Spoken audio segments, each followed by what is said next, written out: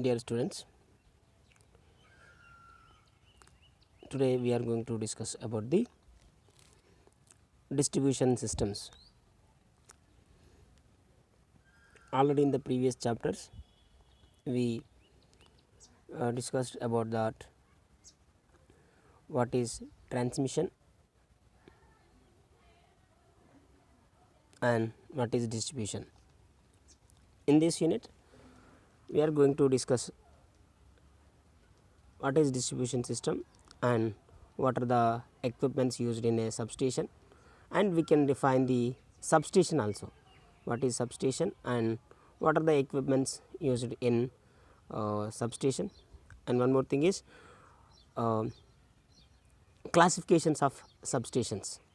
Classification substations also we can discuss in this unit, and one more thing, voltage drop calculations also we will discuss. Right now, what is distribution system?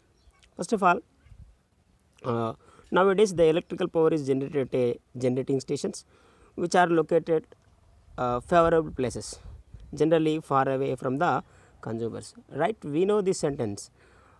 This generating stations, whatever the we having generating stations, that coal or hydro, nuclear power stations, whatever may be, these generating stations are away from the consumers. So, the electrical power delivered to the consumers from the generating stations through a large network of transmission and distribution. So, to supply the electrical energy to particular consumer, either we can use transmission or distribution. So, at many places of the transmission lines, it desirable and necessary to change some characteristics. So, here we are defining the substation, right. Here we are defining the substation. So, what we can say, the definition of the substation means the assembly of electrical operators, the assembly of electrical operators. At that place we can change the characteristics of electric supply, characteristics of electrical supply. That means the voltage, that means we can step up or step down, or conversion, that means AC to DC, frequency, power factor, this type of characteristics we can change. So, we can say, I can define this substation means at particular place, that means at particular place all the electrical equipments assemble, and we can change the characteristics of electric supply. So, we are saying that is nothing but a substation. So, example, I wrote something here. A generating station, the generation voltage is 11 kV or 6.6 kV is stepped up to 400 kilovolts or 220 kilovolts or 32 kilovolts of transmission of electric power. The assembly of operators used for this purpose is called substation. Similarly, the consumer side also, we can step down for a utilization level for consumer like this, or either step up or step down, we can easily achieve by the substation. So, like this we can use the substation, and that means that is the definition of the substation. Next we are going to, so here we are defining the distribution system. What is distribution system? See, I wrote something here. The conductor system which electrical energy is conveyed from a bulk source. See, the conductor system by which electrical energy is conveyed from a bulk power source substation to the consumer is called distribution system. See, one substation to consumer is nothing but a name, distribution system, we are saying that. See, here some of the according to an Indian electrical rules, the voltage at the consumer should not vary beyond plus or 5% of the declared voltage. For example, see, I wrote something here. If the declared voltage is 230 volts, then the voltage at the consumer end should not more than 241.5 volt and not less than the to 18.5 volt. So, we can say here should not vary the beyond plus or minus 5% of the declared voltage. So, these are the following requirements of good distribution system. See, these are the good following distribution system. First one is I already repeated this. The declared consumer voltage should remain in the prescribed limits of within plus or minus 5%, and the reliability of the system should be more, that means no power failures, so power cuts, so reliability is should be more. The next thing is the efficiency of the line should be maximum, the efficiency should be maximum, and the distribution lines should not be overloaded. Distribution should be overloaded, should not be overloaded. The system should be more economical. The system should be more economical. These are the requirements for good distribution systems. These are the requirements for good distribution system. Next one, see, we define the substation. Now, what is the need for substation? What is the need for the substation? Electrical power is generated at a generating stations. These stations, which are located far away from the different consumers, as we know that there is no storage device for electrical power, hence generated power must be conveyed to the consumer. So, we do not have any storage devices, we do not have any storage device, hence we need to transmit, either distribute to the consumer. Okay, we need to distribute to the consumer. So, consumer premises with less transmission and distribution losses. In order to fulfill above conditions, we need a special apparatus system which changes the characteristics of electrical supply from one to other, called substation.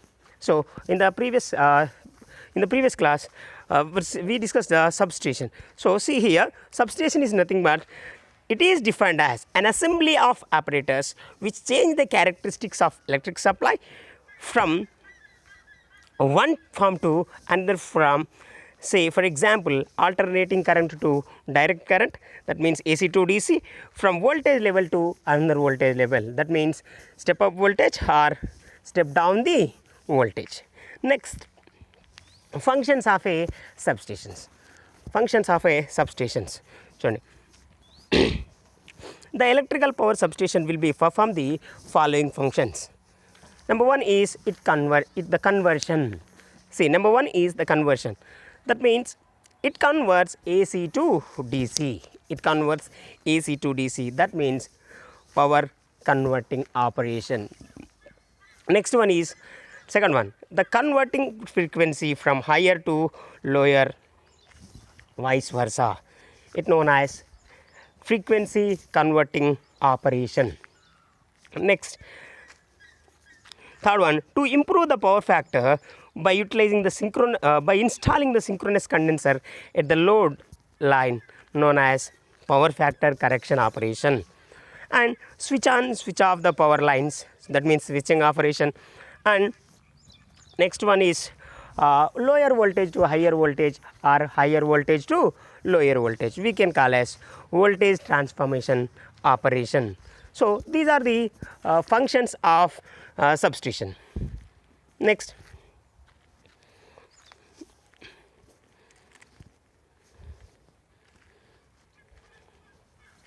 classification of substations. Next thing is classification of substations. See, the substation may be classified into different types according to a type of service, type of function, type of control.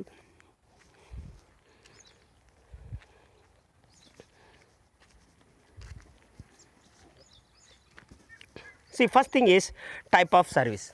Type of service is static. Next, converting. Coming to a type of function, distribution, power factor, frequency changer, extra high voltage transmission, industrial, or type of control also, manual, automatic, remote.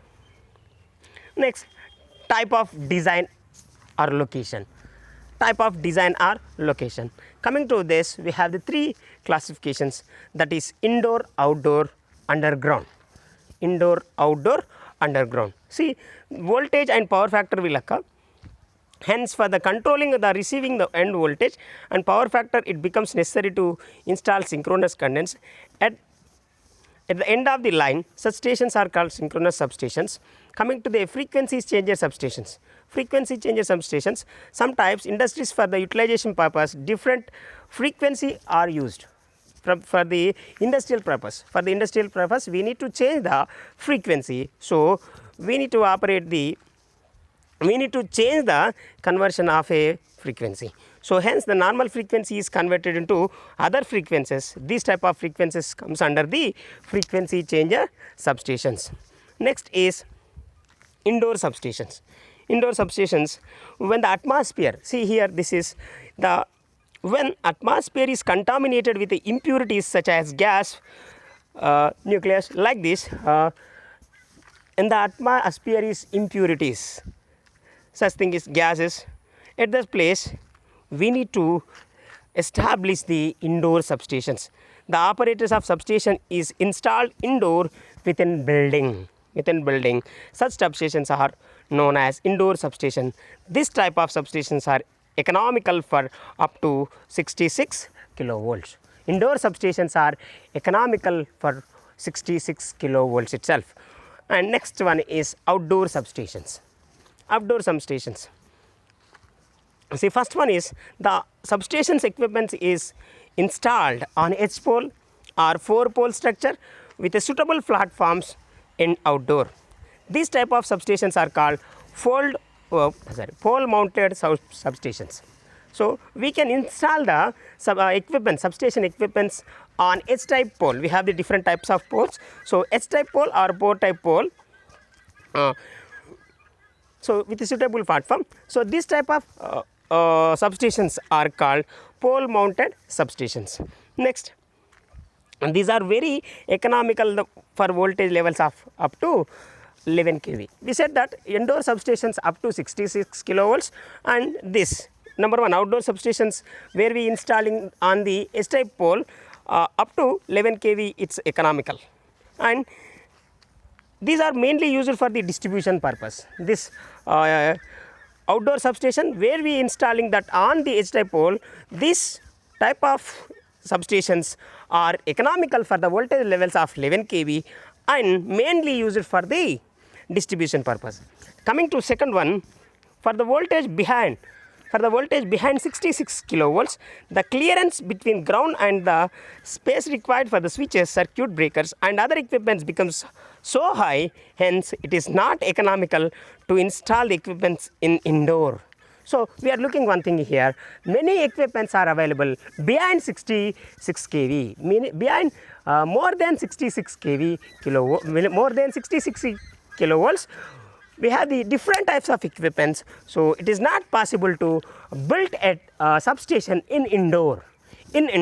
So, in order to do this, therefore, we are establishing or we are building an outdoor substation that is suitable platform. Such type of substations are called outdoor substations. Next, coming to an underground substation. Underground substation in thickly populated areas where the population is thickly available, that means poor population, and the space available is limited, right? The space available for equipment is limited, that means installing limited, and the cost of the land is high. The cost of the land is high at that place. Under such situations, the substations are placed in underground, hence it is called underground substations. See, the majorly we are focusing on outdoor, indoor and underground substations, right? Next, merits, that are the relative merits of indoor outdoor substations. First thing we can see that advantage of outdoor substation over indoor substation. Already we defined that. What is underground substation and what is indoor substation and what is outdoor substation, right? In indoor substation, we can build a particular room. We can build a particular room and we can place what are the equipments used in a substation, we can place a particular area in a building, that is nothing but an indoor substation. And another thing is a particular platform, that means open area. In a particular platform at open area, we can build an substation, that is nothing but an outdoor substation. And underground substation is nothing but we can, where the population is thick, that means where the population is high and the land demand is very high, that is the cost of the land is high. So at that place, at the such conditions, we can install the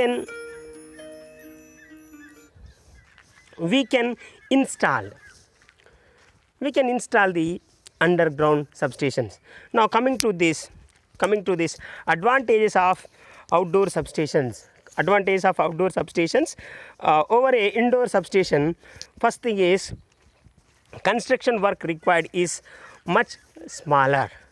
See, compared to this, that means compared to an indoor substation, the construction required is much smaller than the indoor substation. Next one is all the equipments are visible and hence it is easy for fault identification, as no building is necessary, hence less quality of building material is needed. See, we are studying that. See, as no building is necessary, hence less quantity of building material is needed.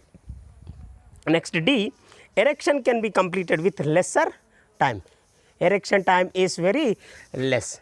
Erection time is very less. Next, fifth point is the possibility of fault is less because the spacing between the two adjacent equipment is more. Outdoor substation, the space is very high, so the possibility of the fault is very less. Next is the extension of the scheme. The extension of the scheme is easier. Next, the installation cost of switchgear is low. The installation cost is switchgear is low. Next, disadvantages. Disadvantages of outdoor substations over indoor substations. The first one is the switching and maintenance of equipment becomes difficult during rainy season. The switching and maintenance of equipment become difficult during the rainy season. Second one is more space required for the substation. More space. See here, the outdoor substation, the more space is required. Next one is the maintenance cost is more because dust and dust dispersion is more in outdoor substation operators. Next one is these are prone to the lighting strokes. Next, as the outdoor substation equipments are exposed to sun, hence specially designed is needed to withstand higher temperature. So these type of substations, that means outdoor substation equipments are exposed to sun, hence the requirement to design these substation equipments to withstand to higher temperatures. Next one is merits of gas insulated substation over conventional substations. Merits of gas insulated substation over conventional substation. First thing is operating personnel protected by the earth metal enclosures, hence the safety is more. Second one is reliability is more, as the all live parts protected with a high insulated system. Third one is it requires only 10% of the space for construction of the substation compared to conventional substation. Fourth one is it requires no maintenance, as because these are designed and quality of the equipment used are at high standard. Next one, fifth one, it requires less cost for building and foundation because all enclosures are with a aluminium. Sixth one is it requires less time for assembly of parts. Next, demerits. Demerits of gas insulated substation over conventional substation. First one is procurement of SF6 gas and supply of gas to the site is problematic. So here availability of, that means availability of or supply of gas is very problematic. Demerits low. We are studying in the demerits of gas insulated substation. Second one is cost is high compared to other substations. And third one is this requires separate building. Gas insulated substation is required, others as that separate building. Fourth one is maintaining cleanliness is very important, otherwise dust due to dust moisture inside compartment causes flashover. Fifth one is if any fault occurs internally, the outage period is very long. Sixth one is damage effects will be severe as compared to other substations.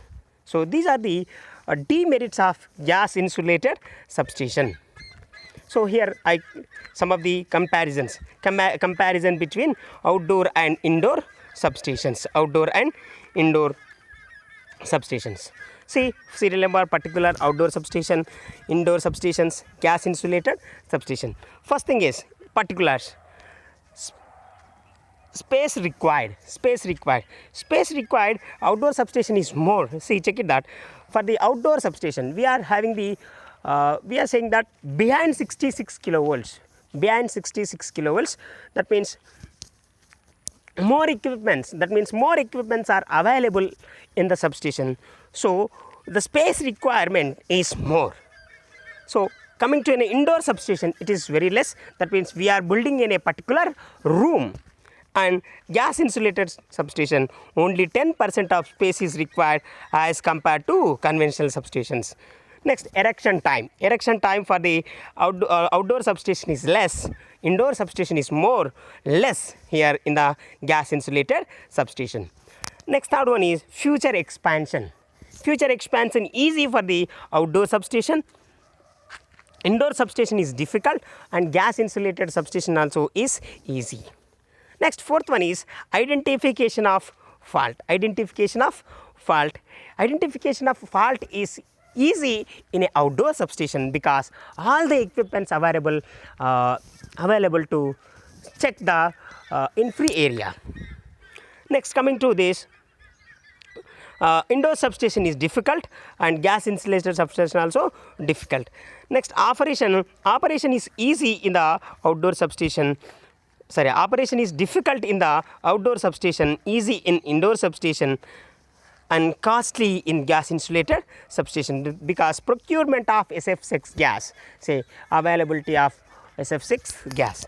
Next thing is maintenance cost. Maintenance cost is also more for the outdoor substation, less in the indoor substation, less in the gas insulated substation.